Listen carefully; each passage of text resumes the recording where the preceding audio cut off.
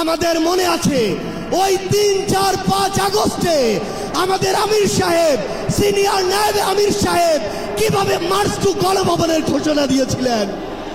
আনুপাতিক হারে নির্বাচনের দাবিতে আজকে বোধহয় কয়েকটি দল ব্যতীত সব দলই কিন্তু এই মঞ্চে ইতিমধ্যে হাজির হয়ে এই সংখ্যানুপাতিক নির্বাচনের পক্ষে তাদের দলীয় সমর্থন ব্যক্ত করেছে। আমরা পরিষ্কারভাবেই সংস্কার কমিশনকে বলতে চাই, সমাবেশ শুধু একটা দলের দেখেছেন, সবেমাত্র শুরু হয়েছে। ইসলামী আন্দোলন আজকে করেছে, 19 তারিখ জামাত করবে, তারপরে গণ অধিকার পরিষদ করবে।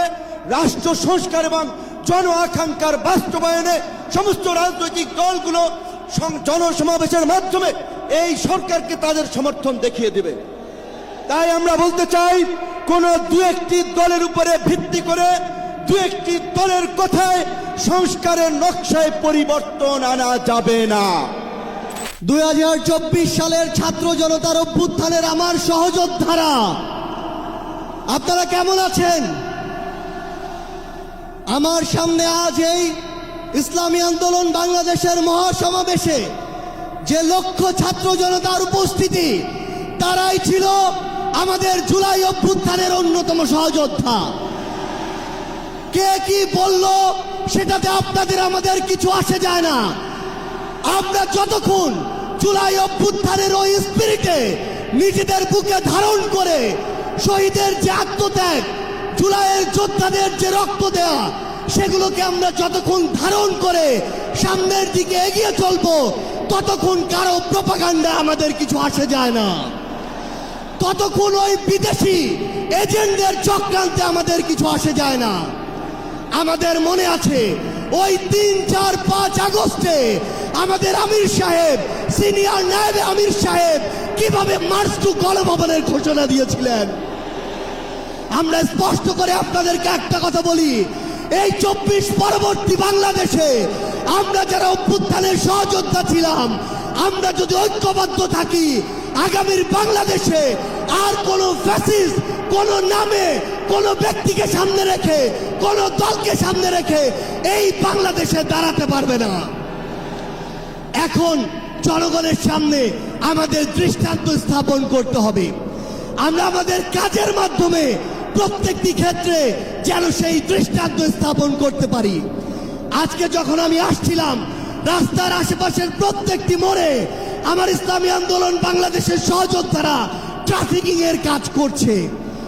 এটাই হচ্ছে দৃষ্টান্ত যে আমরা কাজ করব, আমাদের রাজনৈতিক সমাবেশ করব, একই সাথে জনগণের যেন দুর্ভোগ না হয় সেটাও আমাদের মাথায় থাকবে। আমরা এর আগেও দেখেছি এই মাঠে প্রোগ্রাম হয়েছে, প্রোগ্রাম শেষ করে মাঠের প্রত্যেকটি ময়লাকে পরিষ্কার করা হয়েছে। এটাই হচ্ছে আগামীর বাংলাদেশের দৃষ্টান্ত যে আমাদের যারা সাময়িক যদি কোনো সমস্যা হয়, আমরা আবার ঐক্যবদ্ধভাবে সেই সমস্যার সমাধান করব। একটা জিনিস মনে রাখতে হবে, এই অভ্যুত্থানে আপনারা যখন ঢাকার গুরুত্বপূর্ণ পয়েন্টগুলো থেকে শুরু করে দেশের বিভিন্ন রণক্ষেত্রে অংশগ্রহণ করেছেন, আপনাদেরকে পাঞ্জাবি পায়জামা টুপি দেখে টার্গেট কিলিং করা হয়েছে। আমার মাদ্রাসার অসংখ্য ভাই এই টার্গেট কিলিং এর শিকার হয়েছেন। আগামীর বাংলাদেশে কেউ যেন কাউকে ট্যাগিং করে টার্গেট কিলিং এর শিকার না করতে পারে, সে বিষয়ে আমাদের ঐক্যবদ্ধ থাকতে হবে। আমরা সংস্কার বিচারকে সামনে রেখে আমাদের এই লড়াই করছি। আপনারা পিআর এর কথা বলেছেন, এই যে পিআর, আগামীর বাংলাদেশের সংসদে আমরা যদি আসলেই জনগণের প্রতিনিধিত্ব চাই, তাহলে আগামীতে এই পিআর নিয়ে আমাদের আরো জোরে সোরে ভাবতে হবে।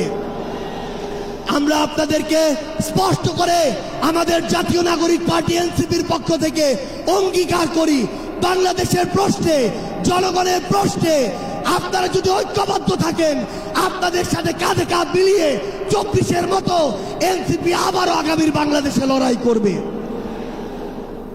আমাদের এই বাংলাদেশের 24-এর অভ্যুত্থানের স্পিরিটের প্রশ্নে, ওই খুনিদের বিচারের প্রশ্নে, রাষ্ট্রের সংস্কারের প্রশ্নে আমরা ঐক্যবদ্ধভাবে এগিয়ে যাব।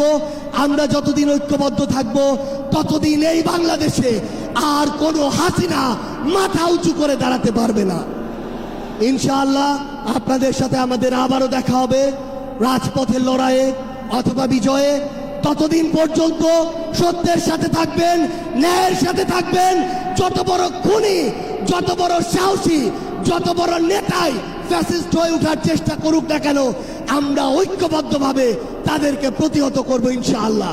আজকের এই সমাবেশের জন্য ইসলামী আন্দোলন বাংলাদেশের নেতৃবৃন্দকে ধন্যবাদ জানাই। আমি গাড়ি থেকে আসার পথে দেখেছি মৎস্য ভবন, শাহবাগ, হাইকোর্ট মোড় সমস্ত জায়গায় লোকে লোকারণ্য, এই মাঠের বাইরেও। কাজে মাঠে যারা আছেন, মাঠের মধ্যেই লোকে সীমাবদ্ধ, এটা না, চতুর্দিকে লোকে লোকারণ্য। এরকম একটি সফল মহাসমাবেশ আয়োজনের জন্য ইসলামী আন্দোলন বাংলাদেশের সারা দেশের নেতৃবৃন্দকে গণ অধিকার পরিষদের পক্ষ থেকে অভিনন্দন এবং শুভেচ্ছা জানাই। অভিনন্দন এবং শুভেচ্ছা জানাই ইসলামী আন্দোলনের পীর সাহেবকে এবং তার সাথে অন্যান্য সিনিয়র নেতৃবৃন্দকে, যারা আজকের ইসলামী আন্দোলনের এই সমাবেশে বাংলাদেশের প্রায় সকল মত পথের রাজনৈতিক দলের নেতৃবৃন্দকে এই মঞ্চে একত্রিত করেছেন। এবং আজকের এই সমাবেশ অত্যন্ত সময়োপযোগী এবং কার্যকর বিষয়ের উপরে ভিত্তি করে নির্ধারণ করা হয়েছে। আপনারা জানেন, বাংলাদেশের 24-এর গণ অভ্যুত্থান পরবর্তী রাষ্ট্র সংস্কারের যে জন আকাঙ্ক্ষা তৈরি হয়েছে, শাসনতান্ত্রিক ব্যবস্থার পরিবর্তনের যে রাজনৈতিক এবং জন আকাঙ্ক্ষা তৈরি হয়েছে, সেই আনুপাতিক হারে নির্বাচনের দাবিতে আজকে বোধহয় কয়েকটি দল ব্যতীত সব দলই কিন্তু এই মঞ্চে ইতিমধ্যে হাজির হয়ে এই সংখ্যানুপাতিক নির্বাচনের পক্ষে তাদের দলীয় সমর্থন ব্যক্ত করেছে। আমরা পরিষ্কারভাবেই সংস্কার কমিশনকে বলতে চাই, সমাবেশ শুধু একটা দলের দেখেছেন, সবেমাত্র শুরু হয়েছে। ইসলামী আন্দোলন আজকে করেছে, 19 তারিখ জামাত করবে, তারপরে গণ অধিকার পরিষদ করবে। রাষ্ট্র সংস্কার এবং জন আকাঙ্ক্ষার বাস্তবায়নে সমস্ত রাজনৈতিক দলগুলো জনসমাবেশের মাধ্যমে এই সরকারকে তাদের সমর্থন দেখিয়ে দেবে। তাই আমরা বলতে চাই, কোন দু একটি দলের উপরে ভিত্তি করে, দু একটি দলের কথায় সংস্কারের নকশায় পরিবর্তন আনা যাবে না। আমি সংস্কার কমিশনে বলেছিলাম, দেশ স্বাধীনের পরে ডক্টর কামাল হোসেনরা বলেছিল, আমাদের নেতা শেখ মুজিব, আমরা তো তাকে দেখে সংবিধান নির্মাণ করেছিলাম, রচনা করেছিলাম, তাকে এম্পাওয়ার করার জন্য। আজকে সংস্কার কমিশনকে বারবার আমরা বলতে চাই, দু একটি দলকে প্রাধান্য দিয়ে বেশিরভাগ জনগণের আকাঙ্ক্ষার বিপরীতে গিয়ে কোন সিদ্ধান্ত বাস্তবায়নের দুঃসাহস দেখাবেন না। আনুপাতিক হারে নির্বাচন হলে সমস্যাটা কি? কোনো সমস্যা নাই। প্রধানমন্ত্রীর মেয়াদ 10 বছরের বেশি না থাকলে সমস্যা কি? আমরা অত্যন্ত যৌক্তিকভাবে এই কথাগুলো দফায় দফায় আলোচনায় তুলে ধরছি, কিন্তু এটা পরিষ্কার, সংবিধান এই সংস্কার জাতীয় ঐক্যমত্য কমিশন কেন জানি দু একটি দলের প্রতি পক্ষপাতমূলক আচরণ করছে। এই পিয়ার পদ্ধতি তাদের এজেন্ডায় বাদ দিয়ে তারা ঘুরাই দিল। পিয়ার থেকে উচ্চকক্ষ নিম্নকক্ষ চলে গেল। উচ্চকক্ষ নিম্নকক্ষ হবে নাকি সমগ্র নির্বাচন পিয়ারের ভিত্তিতে হবে, সেটি রাজনৈতিকভাবে আগে ঐক্যমতে পৌঁছাতে হবে। একই সাথে আমি আরো একটি কথা বলতে চাই, যারা পীর সাহেব সহ জামাতের নেতৃবৃন্দ তারাও বলছে, আমরাও বলছি, আজকে সারা বাংলাদেশের উপজেলা, পৌরসভা, সিটি কর্পোরেশনে স্থানীয় জনপ্রতিনিধি নাই। জনগণ চরম দুর্ভোগের শিকার হচ্ছে সেবা পেতে গিয়ে।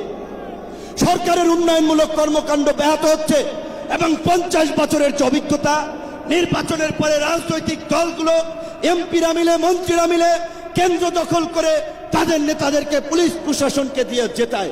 কাজী এই সরকারের আমলে যেমনি ভাবে জাতীয় নির্বাচন হবে, একই সাথে অনতি বিলম্বে আমরা স্থানীয় নির্বাচন আয়োজনেরও দাবি জানাচ্ছি। সবাই ভালো থাকবেন। আসসালামু আলাইকুম।